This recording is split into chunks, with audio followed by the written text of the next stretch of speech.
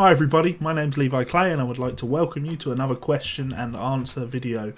This video has been brought to you by my wonderful supporters over on patreon.com. In particular, these lovely gentlemen here donate to my Patreon page at a $10 tier.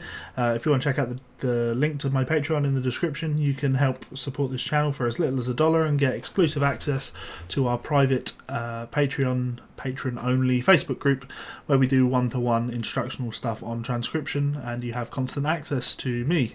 So if that's something you want, then check out Patreon. Today we're doing a question and answer video, and this is a question to a gentleman by a name that I cannot pronounce. So I'm not going to insult myself by trying to do that. I'm just going to read the question for you. In fact, I can probably bring it up on screen. Here we go. So hi, amazing videos, keep it up, thanks a lot, you're welcome. My question is how to benefit from learning songs and solos in terms of music theory and harmony. For example, I'm learning Wonderful Slippery Thing right now, and it goes quite good, but I don't understand what I play, I only recognise good old pentatonic patterns, and that's all. Basically, what should I do to improve this and be able to analyse compositions? Also, I didn't find prices for transcriptions on your site. Do I have a fixed payment for transcriptions or time, blah blah blah, or is it discussed personally? We can talk about that at the end.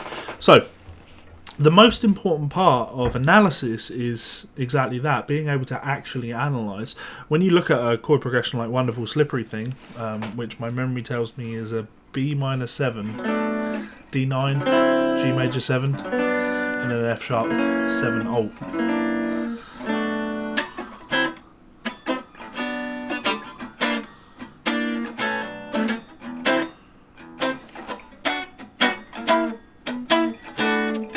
You get the idea. Now, what you can do in terms of analysing lines, I can't remember any of the, it's been years and years since I've played that song.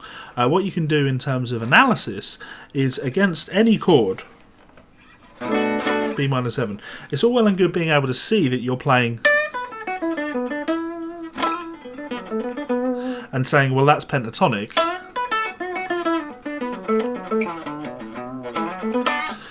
It's great that you can tell that, but you don't want to be able to recognise that that's pentatonic purely based on the shape alone. The reason you want to know that that's pentatonic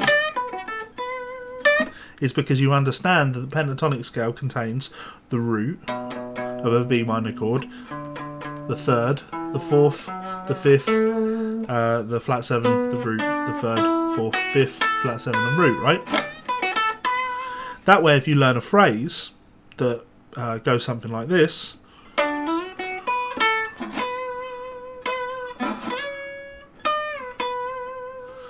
I can understand what's happened there when I've moved up to the root. Then this note has bent up to the 9th, up to the 3rd, and back down to the root. Now the reason this is handy is because it enables you to try and get in the head of the player in question. So over that chord progression,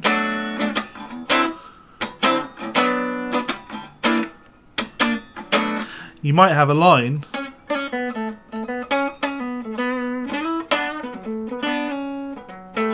over the B, but then when the chord changes to a D, there's a whole host of things that you could have. Maybe you'll hear something like this.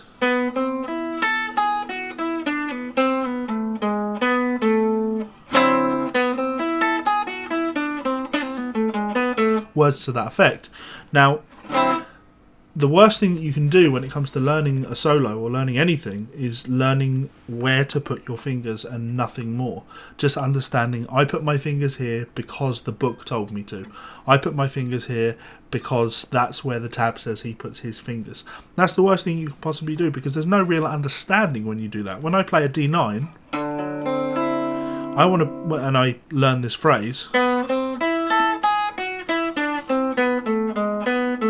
I need to understand that that's the 6th, the flat 7, the 9, the 5th, the sharp 11, the 3rd, the 9th, the root, the flat 7, the 6, the 5, the sharp 4, 6 again, resolving to the 5th.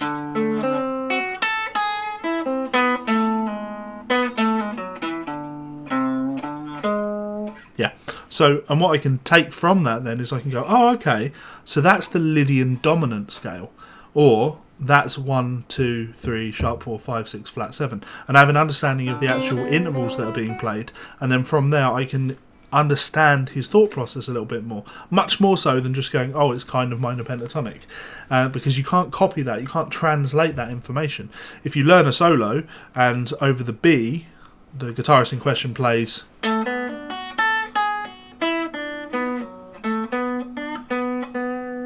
that's great, and then over the D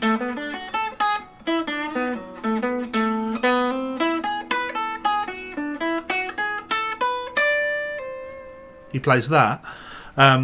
Understanding that what that is Lydian dominant, understanding that, and then being able to play instead of whatever it was I played, being able to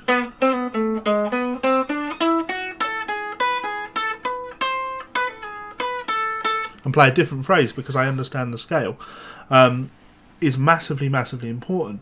So when you're talking about recognising pentatonics, I think the problem that you have there is that you're thinking of the instrument as a shape-based thing rather than as a sound-based thing. Everything you play should relate to a sound. When the chord changes to G, I don't go, oh, what minor pentatonic scale is this? Or anything like that. I go, okay, well, the chord is G major 7. Over a G major 7, I can play G major 7. And then I've got all these colours.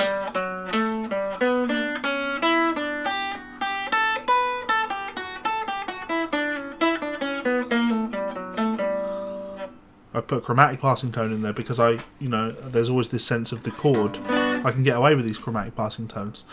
But that's really a lesson in how to play. The important part is the analysis, right? That's what you were getting at. So it's thinking of everything in relation to the actual chord. And then when you analyse your lines, you can analyse the lines that you transcribe or that you learn from transcriptions or whatever. You have a better understanding of the mindset of the player, and that's the really important part, especially on a chord progression like that, because it's non-diatonic. Whatever you're going to play over your B minor, chances are you're going to have C sharps in there,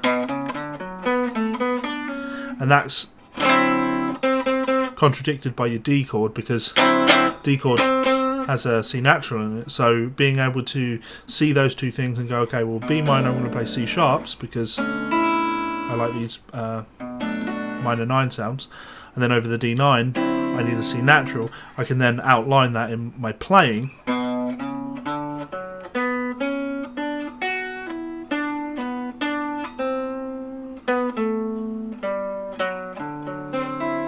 Not the best phrase.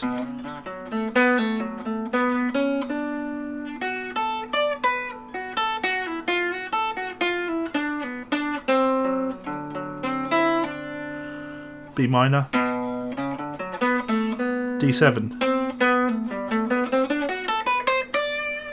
So I'm being able to hit the sound of the chord. Again, I'm kind of delving off into the actual playing side of things more so than analysis, but I'm just trying to help you see how I'm analysing this in my mind.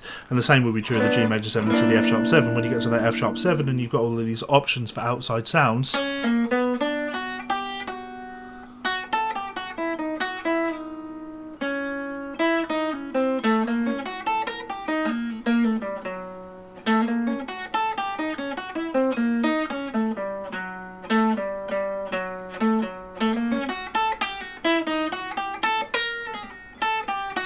being able to analyse all of those phrases in relation to the F sharp is the important part. That's the only way you can get that. So unfortunately, I get the impression that a lot more work is going to be needed on your part, but you can put in the work, you can put in the time. It's all possible, totally possible. As for prices of my transcriptions, the way I work is I don't do an hourly rate the same way that everybody else does. I'm not going to divulge my prices on here now because obviously my prices are subject to change. Generally speaking, I charge per minute of audio required rather than an hourly rate because, well, when you charge an hourly rate, that means that if you're bad at your job, you earn more money. And I'm not bad at my job. I transcribe very quickly, so if I was to charge hourly rates, a bad transcriber would charge for more hours and therefore make more money. So I don't do things like that.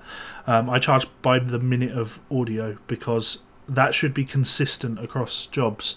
A minute of audio should take me the same amount of time, or roughly the same amount of time to transcribe. And there are certainly times where I do an Alan Holdsworth job and it takes me a lot longer to transcribe a minute of audio, but that's my fault, not the client's fault. I need to get better. So I take the hit on things like that. And occasionally, sometimes I'll have a job where I work a little bit faster than I'm expecting I would at my usual per minute rate. And in cases like that, the client ends up paying a little bit more. But overall, I've found this to be the most balanced and fair way to do things. It's very difficult for me to quote for every job on a job-by-job basis, only because I get emails, maybe 5 or 10 emails a day, and most of those are time wasters, for lack of a better description. Not in a malicious way, but my prices aren't what they were expecting them to be. They were expecting me to charge £5 for 10 hours of work. So when I email them my actual prices, they're horrified and they never even email me back. If I was listening to their tracks and really sitting down and working out, well, this is probably going to take me 2.5 hours, that takes time for me to actually do that in the first place. And if I'm not earning money, then I might as well be using that time to create YouTube videos for you guys, or Patreon content, or doing actual work, or practicing, or watching paint dry. So if you guys have enjoyed this video, please do hit the like button, share, subscribe, all of that good stuff, because it helps the channel out. And of course you can check out my Patreon in the description below. Peace out guys, and I will see you for another video soon. Bye.